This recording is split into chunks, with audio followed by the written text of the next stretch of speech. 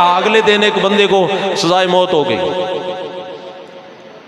ڈاکہ ڈالا، چوری کی، سزائے موت ہو گئی۔ اس نے پوچھا آخری خواہش بتاؤ، کہا ماں کو ملنا ہے۔ انہوں نے کہا چلو ماں سے معافی شافی مانگے گا۔ ماں ملنے آئی نا تو وہ ایک درندے کی طرح اس پر حملہ آور ہوا، ماں پر۔ اور لوگوں نے چھڑایا، کیا ہوگا، کیا ہو گیا تجھے؟ ماں ہے۔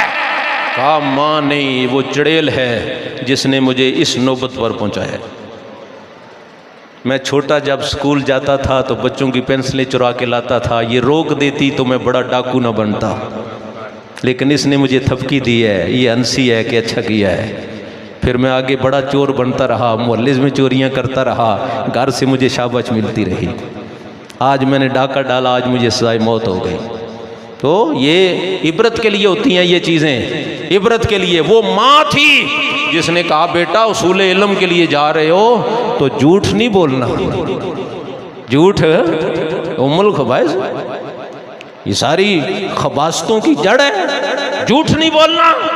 تو پھر ڈاکوؤں نے جب راستے میں ڈاکہ ڈالا، عورتوں کی بالیاں کانوں سے چیر کے نکالی تو چیخو پکار ڈاکوؤں پر اثر انداز نہ ہوئی، لیکن غوث پاک کا ایک جملہ ہدایت کا تیر بن گیا۔ پوچھا تمہارے پاس بھی کچھ ہے؟ کہا ہاں میں نے سلائی کیا ہوا ہے میرے لباس میں، میرا زادے رہا، یہ 80 دینار ہے۔ اس نے چھوڑ دیا کہ یہ مذاق کر رہا ہے، وقت ضائع کرے گا۔ لیکن جب فارغ ہو گئے، اب اور تو کوئی ہے ہی نہیں ہے، تو ڈاکوؤں کے سردار کو بتایا کہ ایک جو نوجوان ایسا بھی ہے، وہ کہا لے ہو سکتا ہے کچھ مل ہی جائے۔ اب باقی تو فارغ ہو گئے نا، ہم بلایا، وہ کہا تمہارے پاس سرمایہ ہے؟ کہا میرے پاس سرمایہ ہے، سرمایہ میرے لباس میں سلائی کیا ہوا ہے۔ وہ کہا جن کا ظاہر ہے وہ تو چھپاتے ہیں کہ لٹ نہ جائے، اور تمہارا جو چھپا ہوا اسے بتاتے ہو۔ کہا لٹ جائے یا بچ جائے اس سے غرض نہیں، میں نے تو ماں کا حکم ماننا ہے۔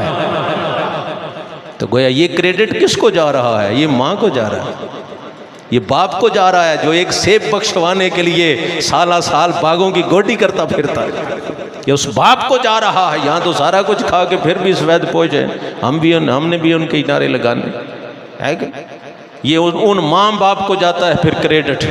تو پھر کیا ہوا؟ وہ بات دل سے نکلے تو اثر رکھتی ہے۔ اور ڈاکوؤں نے کہا ہم اس رب کے نافرمان ڈاکے مارتے پھرتے ہیں، یہ ماں کا فرمان بردار ہے، ماں کا حکم مانا ہوا ہے، سرمایہ لٹ جائے ہمیں کوئی پرواہ نہیں۔ ہم نے ایک یہی سنا ہے کہ بس جان بچا لیں جی، جان ہے تو جان ہے۔ لیکن ہمارے امام جنہوں نے کربلا سجایا، انہوں نے کہا جان نہ بھی ہو تو پھر بھی جان تیرے ہی ہے، یزیدیت سے ٹکرا جائے جان چلی جائے تو پھر بھی جان۔ وہ یزید سب کچھ بچا کے بھی مر گیا اور حسین سب کچھ لٹا کے بھی زندہ ہو جاوید ہے، تو ہم خالی ان کی سبیل ہی لگائیں گے یا ان کے نقش قدم پہ بھی چلیں گے، ان کی راہ کو بھی اپنائیں گے کہ نہیں ہم نے کسی باطل کو قبول نہیں کرنا ہے، وہ الحمدللہ رب ہے اور اس کا محبوب ہے، جب اس کے لیے جاتی ہے تو پھر چلی جائے۔ لوگ اس سے بھی تعلق نہیں سین کر دیے جی، اس سے بھی تعلق نہیں۔ کیا ہوا؟ وہ سر بچانے کے لیے ہاتھ دیا، لیکن امام نے ہاتھ بچانے کے لیے سر دیا۔ ووٹ ہی تھا نا جو زید مانگ رہا تھا، اور کیا تھا؟ تو پھر سبیل ان کے نام کی لگا لیں اور یہ پرچیاں غیروں کو دیتے ہیں۔ کب ہم بدلیں گے؟ ہمارے رسم و رواج ہمیں کب رسول اللہ کے دین کی طرف آنے پر مجبور کریں گے اور ہمیں اپنے اس جال سے چھٹکارا دیں گے؟